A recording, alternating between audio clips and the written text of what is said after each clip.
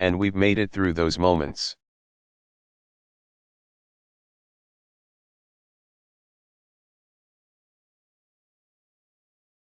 None of it was easy. A lot of it was messy. Sometimes there was violence. Sometimes it took years.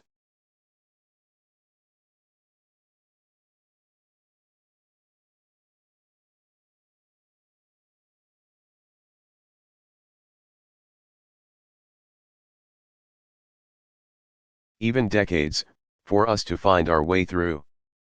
But here's the thing. We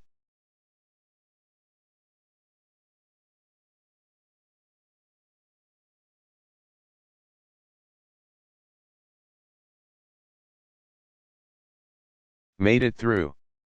We made it through because in each of those moments, we made a choice.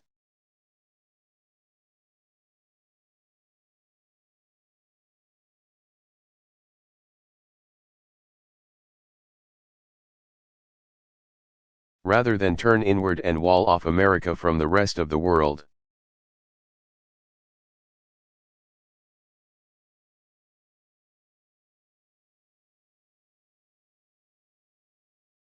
We've chosen to stand up forcefully for the ideals and the rights we believe are universal for all men and women.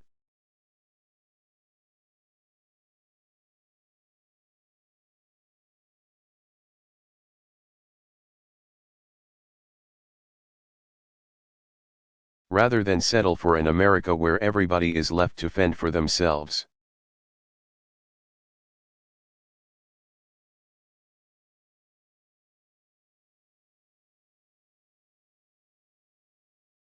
Where we think only about our own short-term needs instead of the country that we're leaving to our children.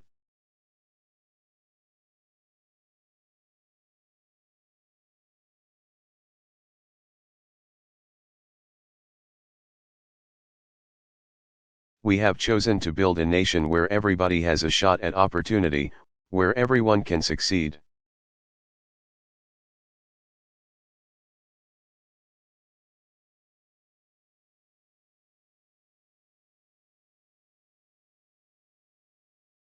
We've chosen to invest in our people and in their future, building public schools,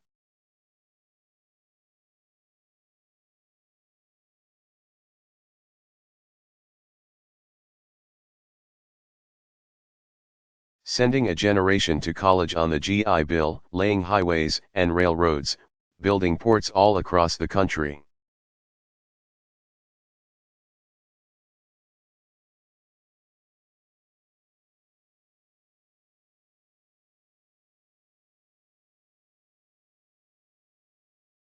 Rather than turn on each other in times of cultural upheaval, we've chosen to march.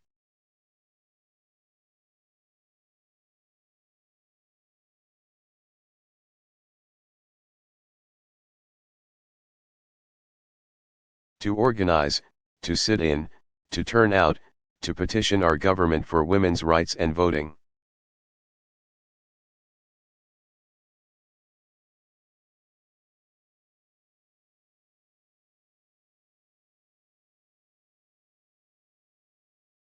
Rights and civil rights even in the face of fierce resistance because we are Americans.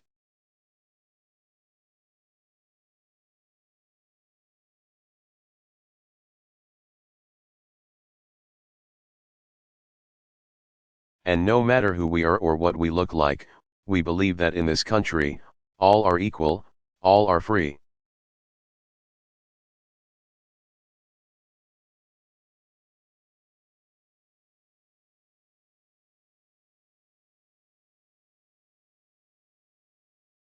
Rather than give in to the voices suggesting we set our sights lower, downsize our dreams, or settle for something less.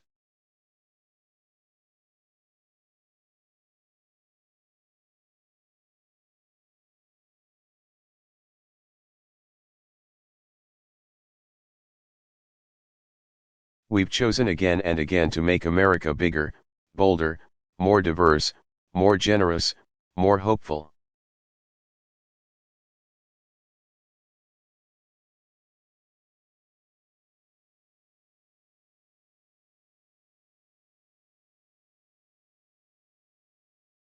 Because throughout our history,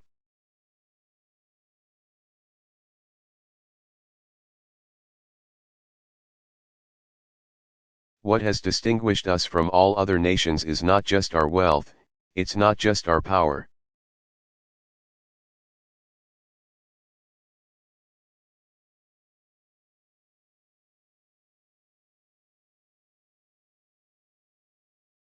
It's been our deep commitment to individual freedom and personal responsibility.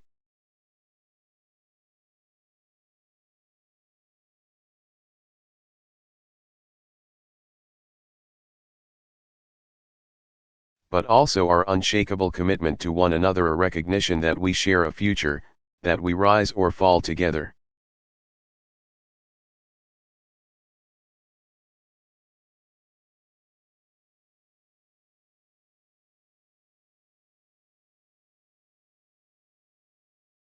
That we are part of a common enterprise that is greater, somehow, than the sum of its parts.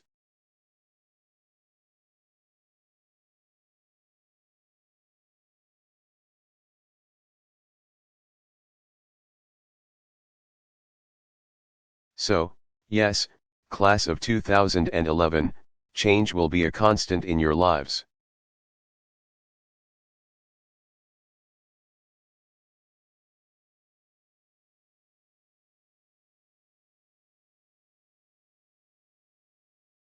And that can be scary. That can be hard. And sometimes you'll be tempted to turn inward.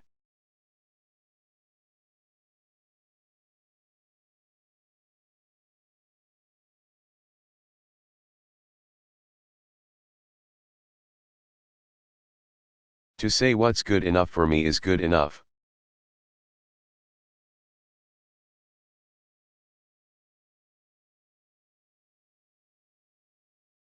Sometimes you'll be tempted to turn on one another.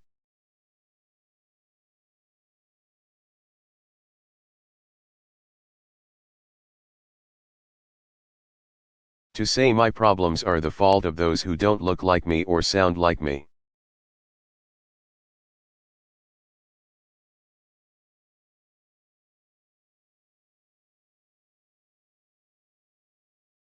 Sometime you'll be tempted to give in to those voices that warn, too hard, don't try, no, you can't.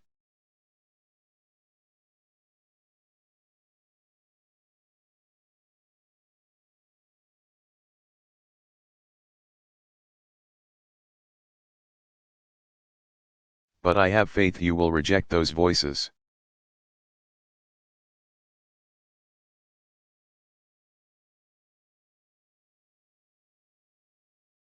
I have faith you will reject those impulses.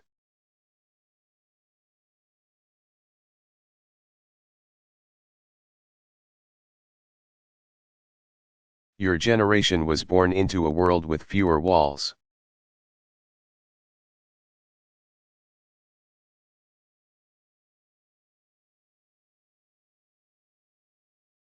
A world educated in an era of information, tempered by war and economic turmoil.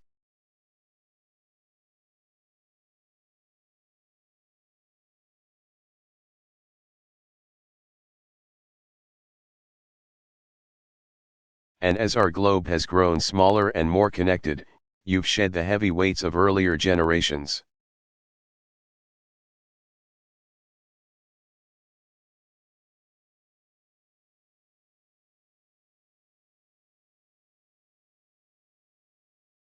Your generation has grown up more accepting and tolerant of people for who they are.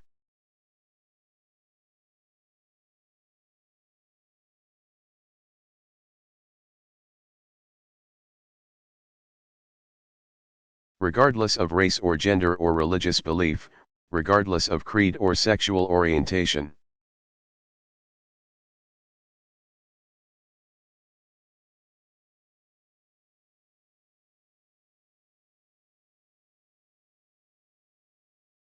That's how you've grown up. You see our diversity as a strength, not a weakness.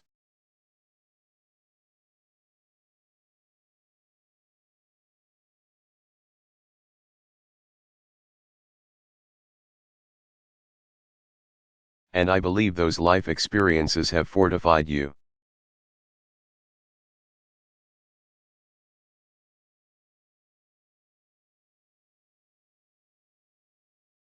As earlier generations were fortified, to meet the tests of our time.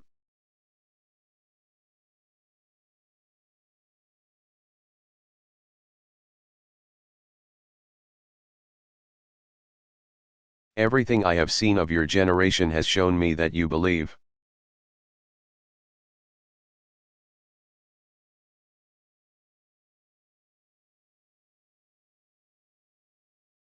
As deeply as any previous generation, that America can always change for the better.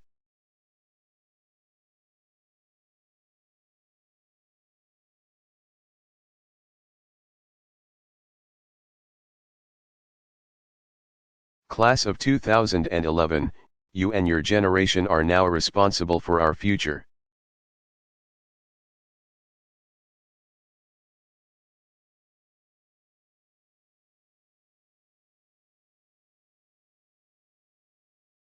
I'm only going to be president a little bit longer.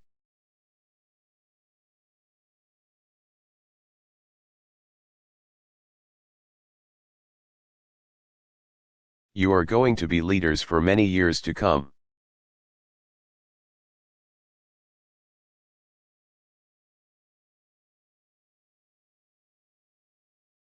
You will have to make choices to keep our dream alive for the next generation.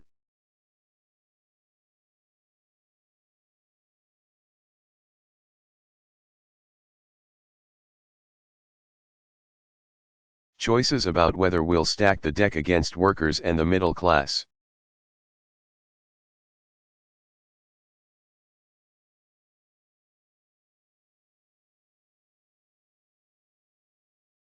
Or whether we make sure America remains a place where if you work hard you can get ahead.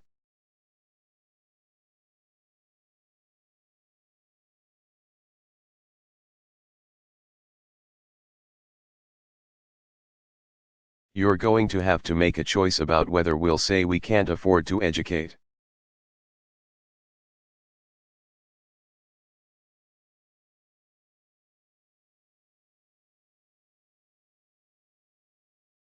Our young people and send them to college, or whether we continue to be a country that makes.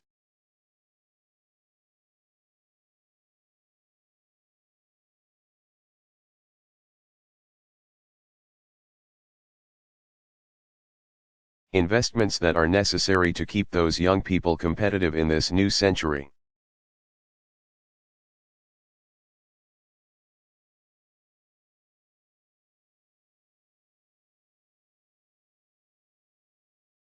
It will be up to you to choose whether we'll remain vulnerable to swings in oil prices or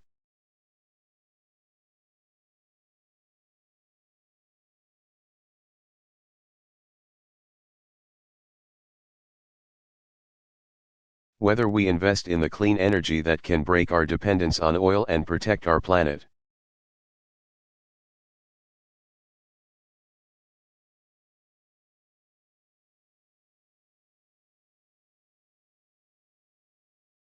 It will be your choice as to whether we break our promise to seniors and the poor and the disabled and tell them to fend for themselves.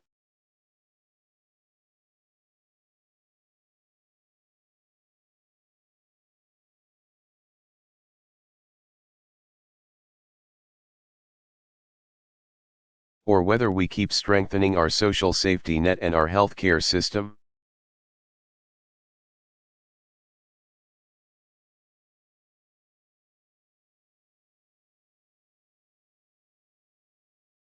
And it will be up to you whether we'll turn on one another.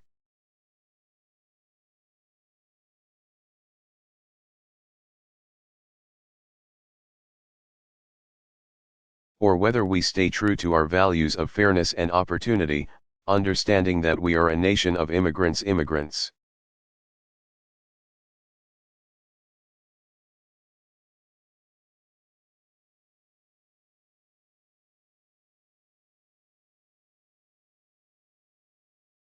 That built this country into an economic powerhouse and a beacon of hope around the world.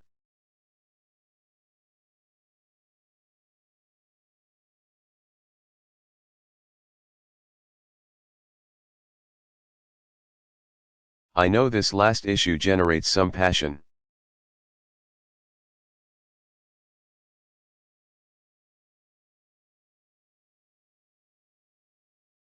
I know that several young people here have recently identified themselves as undocumented.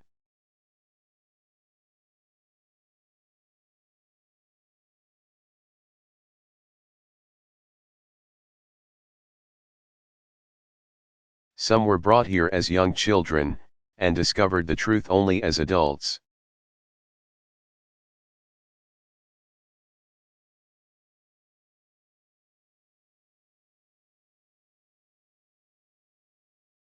And they put their futures on the line in hopes it will.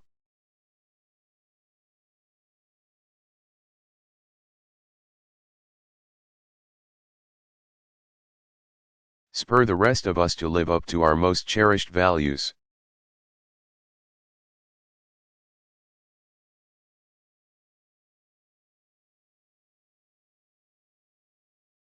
I strongly believe we should fix our broken immigration system.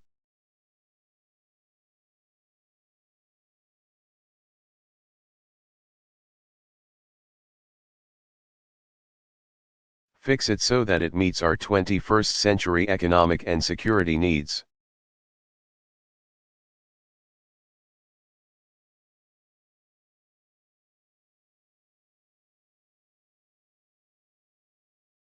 And I want to work with Democrats and Republicans, yes, to protect our borders.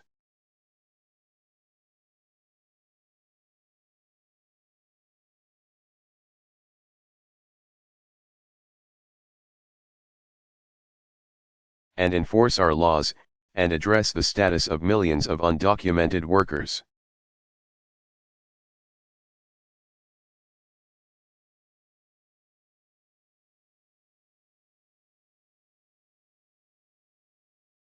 And I will keep fighting alongside many of you to make the DREAM Act the law of the land.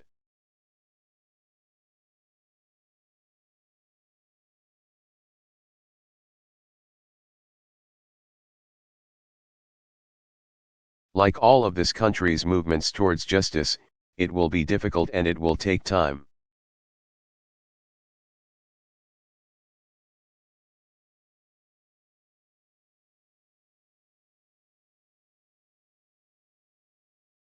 I know some here wish that I could just bypass Congress and change the law.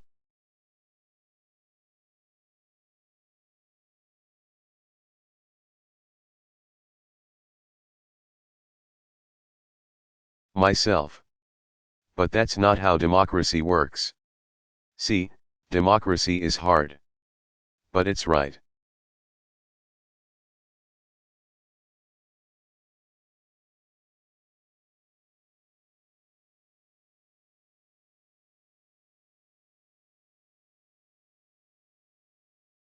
Changing our laws means doing the hard work of changing minds and changing votes, one by one.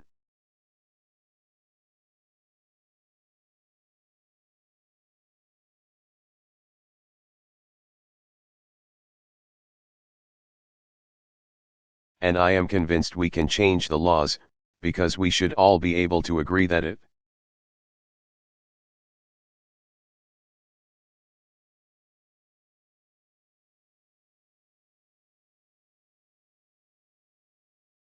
Makes no sense to expel talented young people from our country. They grew up as Americans.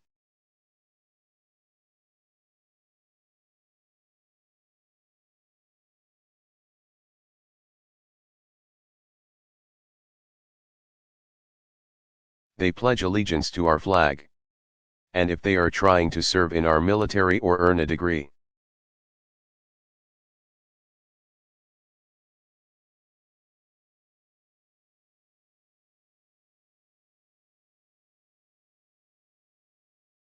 they are contributing to our future and we welcome those contributions.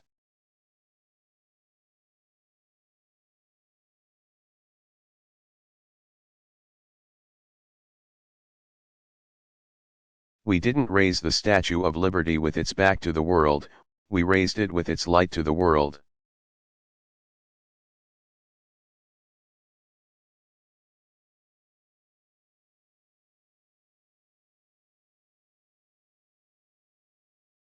Whether your ancestors came here on the Mayflower or a slave ship.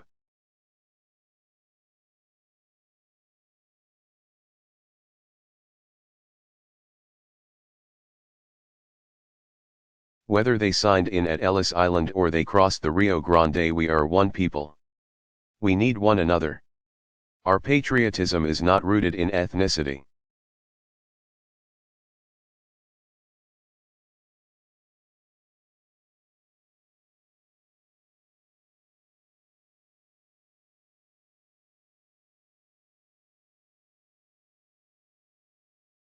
But in a shared belief of the enduring and permanent promise of this country.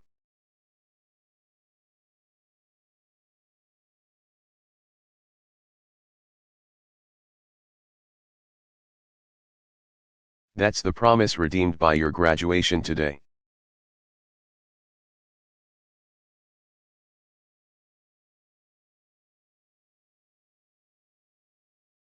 That's the promise that drew so many of you to this college and your parents to this country.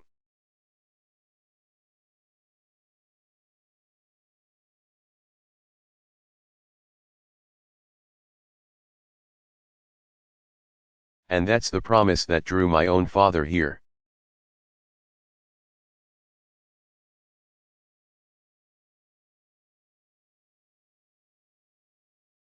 I didn't know him well, my father, and he lived a troubled life.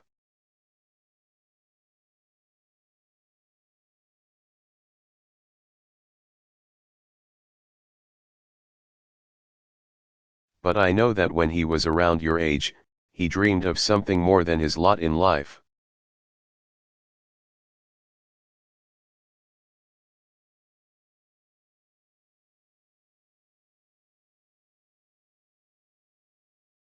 He dreamed of that magical place, he dreamed of coming to study in America.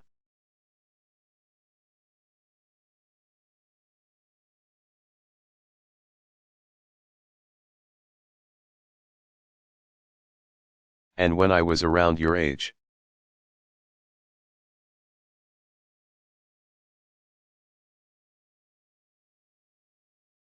I traveled back to his home country of Kenya for the first time to learn his story.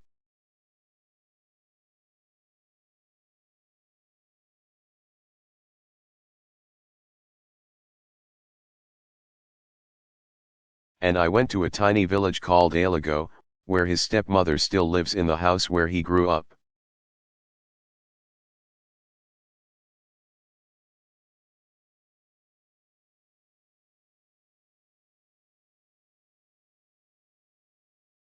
And I visited his grave. And I asked her if there was anything left for me to know him by.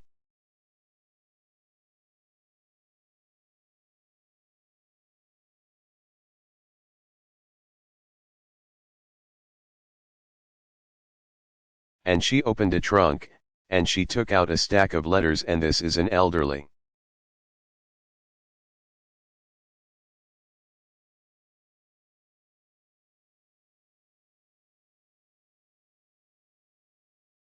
woman who doesn't read or write, but she had saved these letters, more than 30 of them.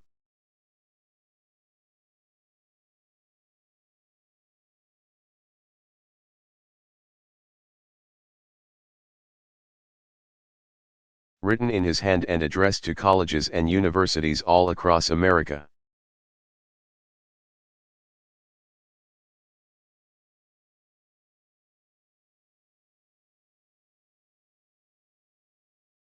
They weren't that different from the letters that I wrote when I was trying to get into college.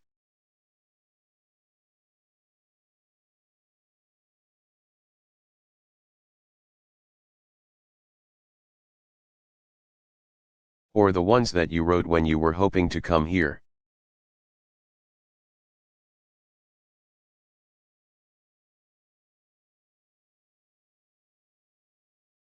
They were written in the simple, sometimes awkward, sometimes grammatically incorrect,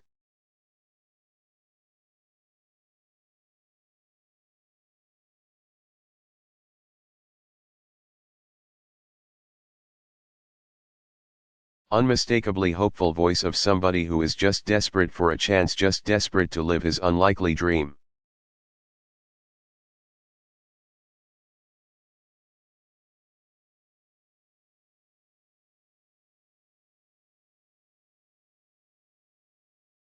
And somebody at the University of Hawaii halfway around the world chose to give him that chance.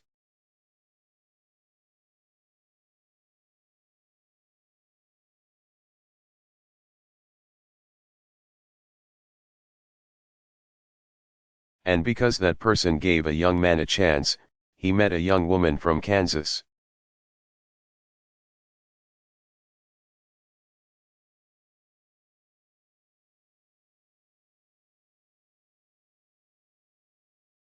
They had a son in the land where all things are possible.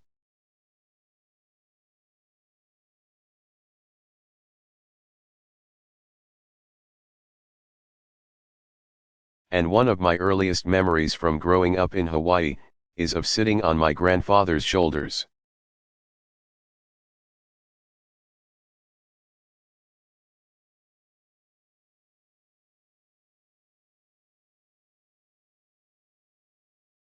To see the astronauts from one of the Apollo space missions come ashore after a successful splashdown.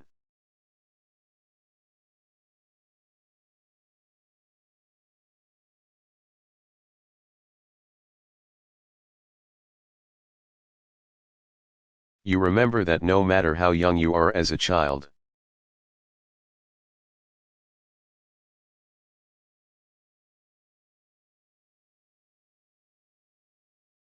It's one of those unforgettable moments when you first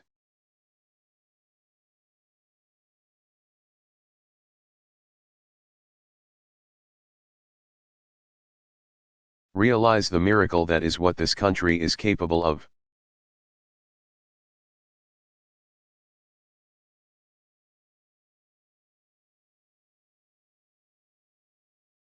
And I remember waving a little American flag on top of my grandfather's shoulders.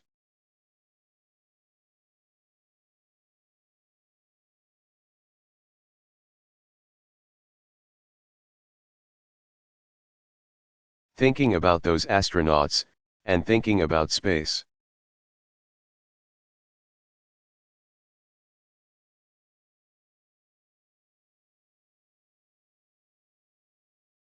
And today, on this day, more than 40 years later, I took my daughters to the Kennedy Space Center.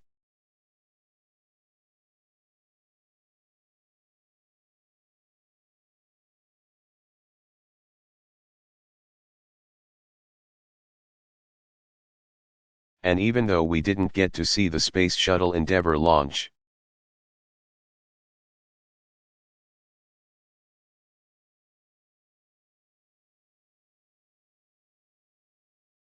we met some of the astronauts, and we toured the Space Shuttle Atlantis.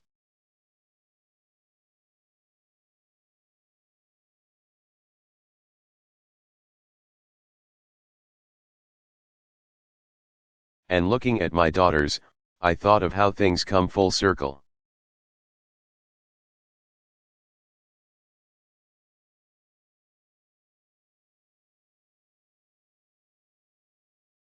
I thought of all that we've achieved as a nation since I was their age.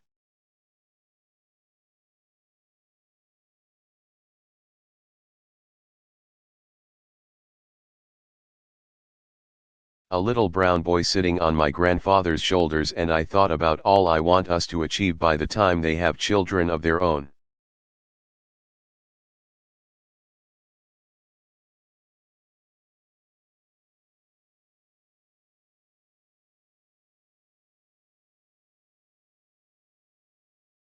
That's my proof that the idea of America endures.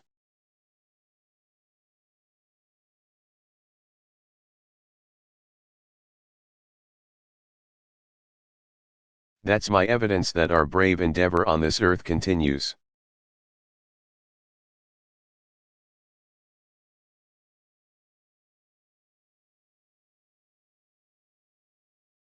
And every single day I walk into the Oval Office, and for all the days of my life,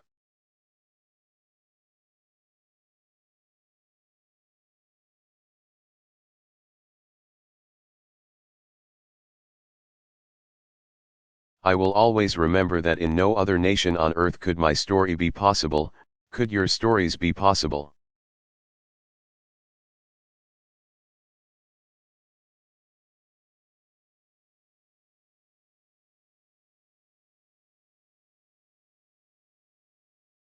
That is something I celebrate. That is something that drives every decision I make.